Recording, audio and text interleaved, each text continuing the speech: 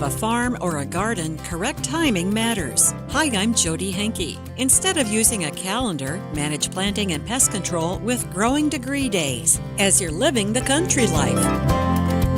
Living the Country Life. Ideas and inspiration for your place in the country.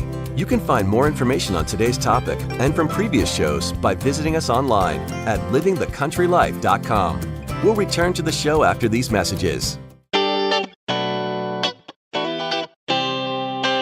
Successful Farming presents the 15 Minutes with a Farmer podcast. In each episode, a successful farming editor has a quick conversation with a farmer, chock full of stories and advice from their area of agriculture.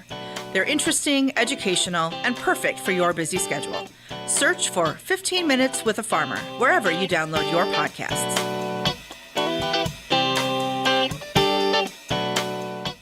We could try to explain what it feels like to get your work done on a John Deere. The way a Z-Track mower finishes in half the time you thought it would.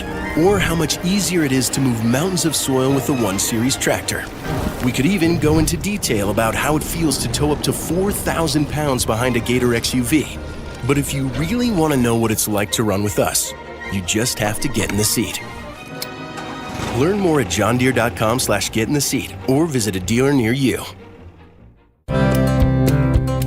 I followed the calendar to plant my vegetables this year, but I'm not sure if my timing was right. I should try using Growing Degree Days. This method measures accumulations of heat required for insects and plants to flourish. Len Koop is the Associate Director of the Integrated Plant Protection Center at Oregon State University. He also works with a website that collects data from thousands of weather stations around the U.S. He uses the information to calculate degree days, which is the average temperature of a given day minus a temperature threshold. If today's average temperature was 65 and the threshold is 50, that's like saying, well, nothing really happens below 50 degrees for certain insects, let's say.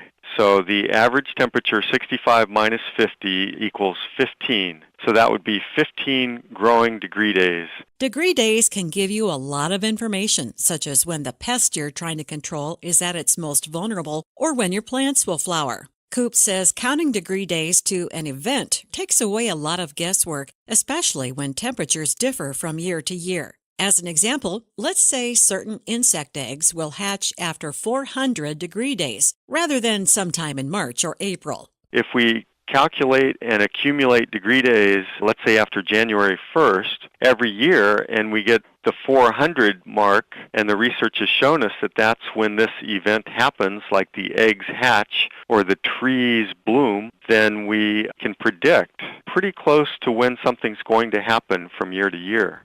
Learn more about Growing Degree Days at livingthecountrylife.com. I'll see you in the country. Living the Country Life. Ideas and inspiration for your place in the country. You can find more information on today's topic, share your tips, and post photos by visiting us online at livingthecountrylife.com.